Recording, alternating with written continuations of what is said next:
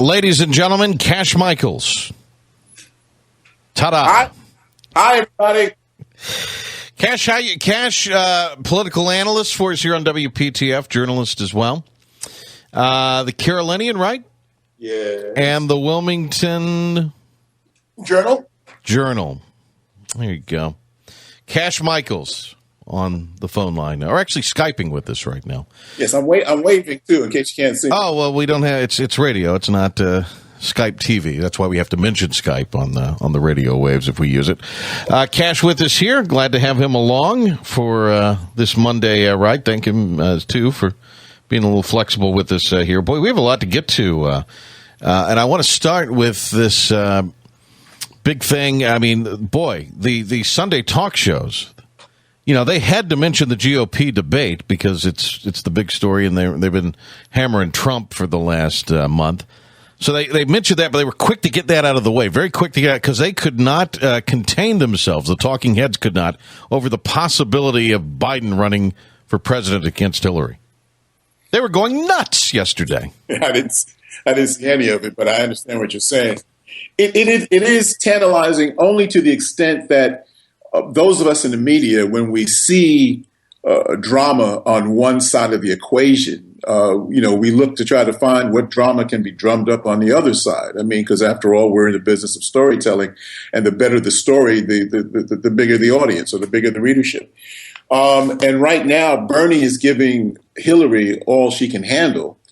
But it would be enticing if Joe Biden, with his kind of enthusiasm and creativity with the English language at times, would indeed get in the race, run on the record of the Obama administration, since he certainly is part of that, and say, I can be a better president than everyone. See, keep in mind, we don't have any sniping on the Democratic side. Everyone's being very polite to one another, which is the complete opposite of what's going on the Republican side. Catch, come on. I mean, Bernie Sanders, yes, he's getting a little momentum, but not enough to require Hillary to take any the campaign of Hillary Clinton to take any shots at him.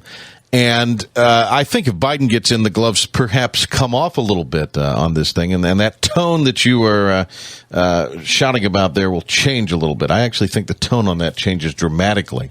Well, keep in mind now, her numbers are going down.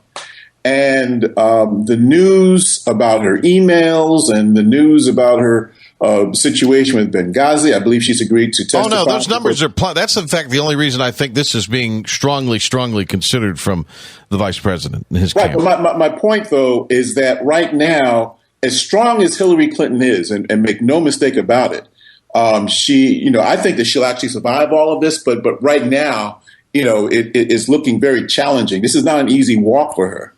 And then you got this movie that's coming out right before the Iowa caucuses, so that might hurt her as well. I mean, folks on the Democratic side are looking for their plan B. What is their option in case she takes a hit and really can't recover? There's got to be a money person or money people who are behind this too, even though a lot of money's been already committed to the Clinton campaign. There's got to be.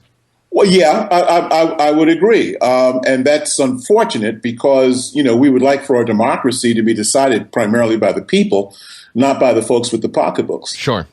Yeah. Cash Michaels with us. You were especially interested in the Rob Christensen interview yesterday, which talked about all of the efforts to land the big fish in North Carolina as far as an auto dealer goes. And or an auto manufacturer goes, pardon me. And that's the big push now from the McCrory administration, and has been now for several months, and that is trying to land that automotive manufacturing plant. And the criticism on that has been from folks we've talked to is, instead of doing that, maybe there's some things that the administration, the General Assembly could do for existing small businesses that maybe aren't hiring thousands, but are certainly employing dozens to hundreds of people in the state. Well, see, actually, we can do both. I mean, it leaves much the imagination for us to understand why South Carolina, our sister state, is able to attract a Volvo or some other major automobile manufacturer to its state, and that manufacturer bring upwards of 4,000 jobs. And yet our legislature refuses I mean, literally is hostile to the idea of improving our jobs incentive programs. So this way, then we can at least be competitive to bring major industry here to the state and improve our job picture. Now, we're talking about a state now whose unemployment rate has shot up for the last 4 months straight. We are like now at 5.8 or something like that. The national jobless average is at 5.3. So therefore, we don't know what the next jobs report is going to be, but all of a sudden, all of that smart, we cut taxes and businesses are coming here because they like the business environment and blah. All of that now is being shot to hell because all of a sudden things are turning around and these guys, meaning the lawmakers, don't seem to have an answer for it except to actually do more harm and more damage. The more we keep sending the message that North Carolina really is not open for business, then that means it costs us in jobs, it costs us in investments. In fairness, and the businesses, let me finish the last sentence. Okay. And the businesses that are already here are not going to be the better for it. In fairness, if you go on the numbers, though, the big losses, at least last jobs report, came in the public, if you will, sector, the governmental sector, if that's a word. The private sector, modest growth, but growth nonetheless. Wanted to make that statement. Let me just ask you this. So as I understand it, you feel like that this is not a lost cause trying to chase one of these big auto manufacturers, because we've seen in the upstate of South Carolina, I mean, Greenville, South Carolina went from a less than desirable place to live to a place that is certainly growing by leaps and bounds, especially in the last 2 decades. Well, see, look, let's keep in mind something. There is no question, and we see this in the cancerous relationship, if I can use that term or apply it appropriately, between Republican lawmakers and Governor McCrory, who is Republican himself. And we see the schism between folks who come mostly from the rural areas, meaning many of the lawmakers, and of course McCrory, who was the mayor of one of our largest cities in the state, Charlotte. And they feel that, hey, you city boys have simply run rampant on the state long enough. We're now taking it over, and we're going to apply our philosophy on how things are run and make you city boys pay for it. So therefore, they have a very adversarial relationship with big business. They feel that the small businessman has been left out in the cold, and they're going to try to do everything in their power to throw bones to him more than anybody else. Well, the problem is they're supposed to be running the state. They're not supposed to be thinking about rural first, city second.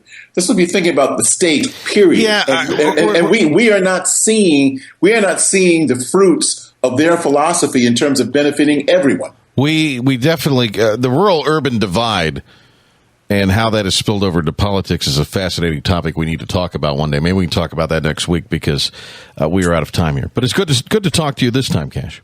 I will see you next week, and I'll have a big smile on my face. I'm sure you will. And I can see it right now. I'm waving. Bye. We'll see you later. Cash Michaels with us here.